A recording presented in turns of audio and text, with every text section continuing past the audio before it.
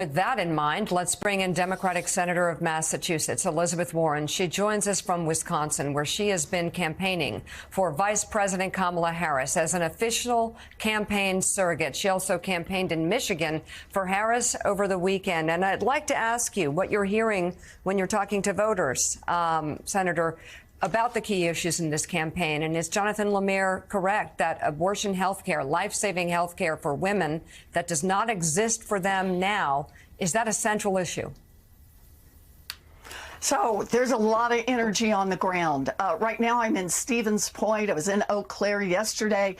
You're in these towns and people are showing up and they are fired up. And Jonathan is exactly right. A big part of what they're fired up about is that they understand that right now in Wisconsin, they feel safe on the abortion issue, but they recognize that more than 30% of women all across this country effectively have no access to abortion. And that gets them fired up because they understand that if Donald Trump and J.D. Vance take the White House, it won't be 30%, it'll be 100%. Because they're coming for abortion all across this country. J.D. Vance has already written a letter to the Department of Justice telling them to enforce the Comstock Act, did that before he was vice presidential candidate. But it lays out the groundwork. That's what Project 2025 does. So when I'm out talking to people, what I see is I see a lot of women and a lot of friends of women who are really fired up. And the point is they're out there doing something. They're knocking on doors. They're making phone calls. They're texting. They're taking their anxiety and they're putting it into action. And I'm really hopeful that's going to pay off. Okay, so Donald Trump, Senator, sat down with Howard Kurtz of Fox News yesterday for a wide-ranging interview in which the former president argued that a news program should be taken off the air because it aired context that he didn't like, that certain Democrats are, quote, enemies from within, including some of your colleagues, that January 6th was, quote, a beautiful thing, the insurrection at the Capitol, and that the dangerous lies he spread about legal Haitian migrants in Springfield, Ohio, weren't his fault. I'm going to play them, and I'd like to talk to you on the other side. Take a listen.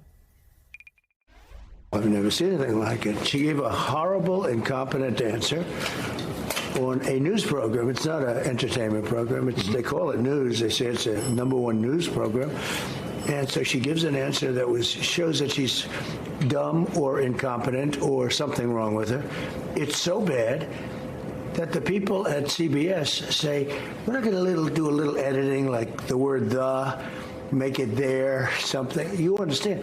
They take the whole ridiculous answer out, and it was a long answer, and replace it with a much shorter answer that she did having to do with a totally different subject, which also didn't make sense, but it wasn't as incompetent. I think it's the biggest scandal I've ever seen for a broadcaster. In 60 minutes, no, I think 60 minutes, I think it should be taken off the air, frankly. The outside people, the so-called enemies, if they're enemies, and they might not be enemies, if you have a smart president, they can be handled. But when you have people investigating my campaign, when you have people, they spied on my campaign now. You understand that. That's been proven. But they spy on your campaign. The Russia hoax was all made up, and now it's acknowledged that it was made up. All of these different things. You have the 51 different agents saying it was from Russia, and now they all say it wasn't from Russia. Okay, so we were lying. Many other things, many. I could go, you just don't have enough time. But what they've done is so terrible. Who's ever heard of anything like this? Adam Shifty Schiff, he's a crooked guy. He's a crooked politician, 100%. And he's going to be a senator now. Can you believe it? But again, he's a political opponent of yours. He's not an enemy. No, he's an enemy. He's an enemy. These are bad people. We have a lot of bad people. But when you look at Shifty Schiff and some of the others, yeah, they are, to me, the enemy from within. I think Nancy Pelosi is an enemy from within. She lied. She was supposed to protect the Capitol. A small group of people went down to the Capitol And then a lot of strange things happened, including police ushering them into the Capitol. I mean, you know that. And a lot of strange things. So I'm not referring to that. I'm saying that when I saw that tremendous crowd, the largest group I've ever spoken to, in front of these beautiful monuments, I thought it was actually a beautiful thing. It was a protest. Your famous line about Springfield, Ohio, and I take your point that 15 to 20,000 legal Haitian immigrants settling in that area causes a lot of friction. But when you said, and you know it's gone viral, they're eating the dogs, they're eating the cats, you say you're just reporting what had been said. But why not say now, well, look, that turned out not to be true. I don't know if it's not true. I don't know if it's true or not true. I read Eating something. the pets, you don't know if it's true or not true? It's been debunked by local officials. What about the geese? What about the geese? What happened there? They were all missing. There was one guy with two geese. Howie, I have no idea. I said something. The big problem is that you can't put 30,000 people into a 50,000 person town or city and expect this city to even survive or do well. What they've done to Springfield, Ohio is very, very unfair. And, I mean, there are a lot of stories. There are a lot of other stories that I've heard that are horrible stories. I haven't said it. Maybe I will, maybe I won't. But that's a story that was reported, and I said that. Why don't you go after the newspaper that wrote it? Don't blame me. Oh, but you keep spreading the lies. And even spread the lies there, and then Howard calls him out, and he says the geese are all missing, and then mumbles and says, I have no idea.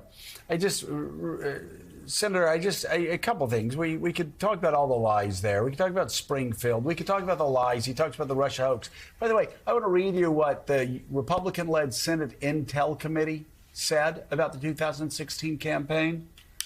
The report's language is often stark, and said that Paul Manafort and the campaign's receptivity to Russian outreach was a grave counterintelligence threat and made the campaign susceptible to, quote, malign Russian influence. So that doesn't sound, if Marco Rubio-led Intel Committee is saying that the campaign posed a grave counterintelligence threat, doesn't sound like a hoax to me. I do wonder, what about a major party candidate, a former president, saying that Xi is not an enemy, Putin's not an enemy, Kim Jong-un is not an enemy, but that fellow Americans who oppose his policies are enemies of the state, enemies from within.